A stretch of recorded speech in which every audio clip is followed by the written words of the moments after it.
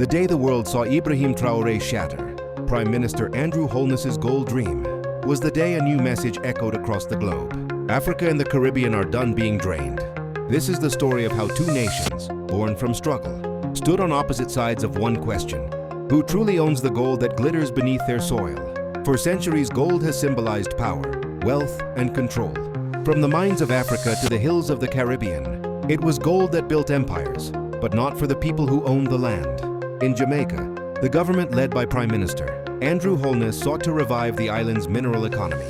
Behind closed doors, major plans were unfolding: new gold exploration projects, partnerships with international companies, and the hope of turning Jamaica into the next Caribbean mining hub.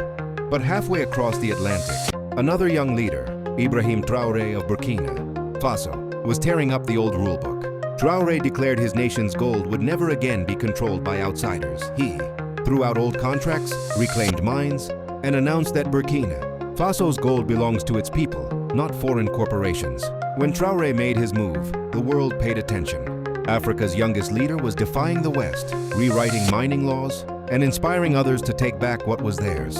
In the Caribbean, Holness watched closely. For years, Jamaica's economy had relied on tourism, remittances, and bauxite, but gold offered a new dream. A dream of wealth, independence, and global recognition. Yet Traoré's bold stance suddenly made investors nervous. His call for self-ownership started spreading, and it made foreign corporations rethink their strategies across the global south. The result? Jamaica's plans for a foreign-funded gold rush started to crumble. Traoré had just shattered Holness's gold dream, not through conflict, but through example. In speeches across Burkina Faso, Traoré spoke with fire. He said, "Africa's gold feeds foreign vaults while our children go hungry." That ends today. His message went viral. It was shared in Caribbean circles, in Pan-African forums, on social media pages from Kingston to Accra. Young Jamaicans began asking questions too. Why are our minerals still being shipped abroad? Why don't we own the refining plants? The jewelry industries? The banks that profit from our gold? Holness, once proud of his modernization drive, now faced a growing wave of skepticism. People began to demand a Jamaica that keeps its wealth home, just as Traoré was doing in Africa. Holness's vision was built on investment and partnership, an open-door policy to attract global companies. He believed that Jamaica's small size meant it needed help from bigger players. Traoré's vision was the opposite. He saw foreign mining as a continuation of colonialism. While Holness talked about sustainable growth, Traoré talked about sovereignty. While Holness negotiated with multinationals, Traoré nationalized them.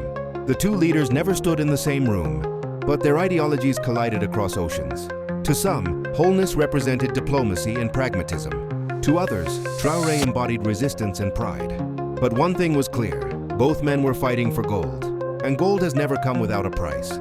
As Traoré's reforms deepened, Jamaica's mining sector faced new challenges.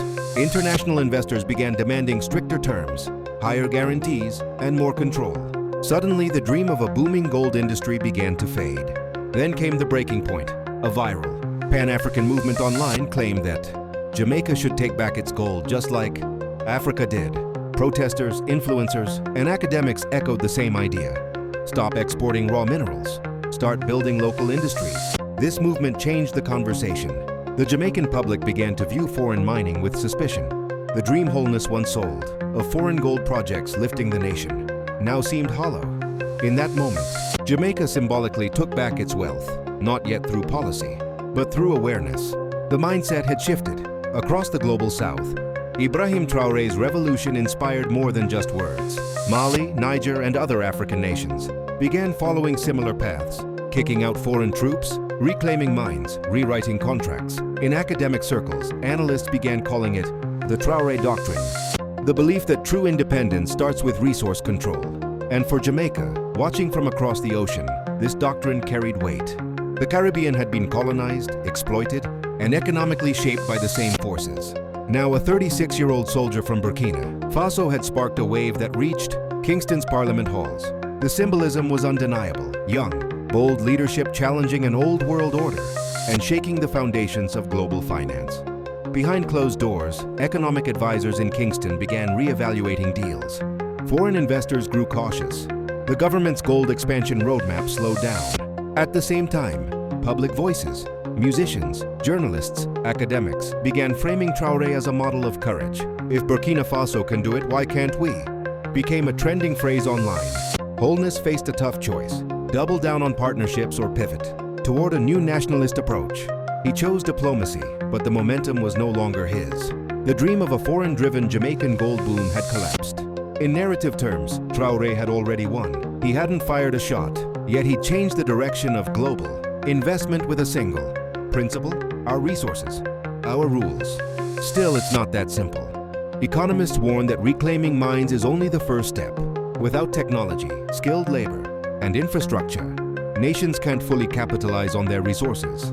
But Traoré's supporters argue, you can build capacity once you control the resource. For Jamaica, this is a tough lesson. Holness's administration dreams of wealth through cooperation, but cooperation has often meant compromise. Traoré's movement dreams of liberation through ownership, but ownership requires resilience. The truth lies somewhere in between. Yet the headline remains powerful. The day Traoré shattered Holness's gold dream was the day Jamaica began waking up to its own wealth. Even if no direct deal was destroyed, the symbolism matters more. It's about mindset, a psychological shift from dependency to dignity. Across African and Caribbean communities, a new generation is rising, one that refuses to trade natural wealth for short-term aid. Gold is no longer just a mineral, it's a metaphor, a symbol of what was taken and what is now being reclaimed. Ibrahim Traoré didn't just change his nation's laws, he changed the tone of the global south. Andrew Holness, pragmatic as ever, may still pursue modern partnerships, but now he does so in a world watching closely, demanding transparency and fairness. So what happens next? Maybe one day, the sons and daughters of Africa and the Caribbean will sit at the same table, not as dependents, but as partners, trading gold, energy, and ideas on their own terms. The message from this story is clear. The world's wealthiest nations are not defined by what they have, but by who controls it. Ibrahim Traoré may have shattered a dream, but in doing so, he awakened a generation. The question is no longer who owns the gold, it's who owns the future? If you believe in reclaiming power, hit like, share this story, and subscribe for more global truth narratives, because this is just the beginning.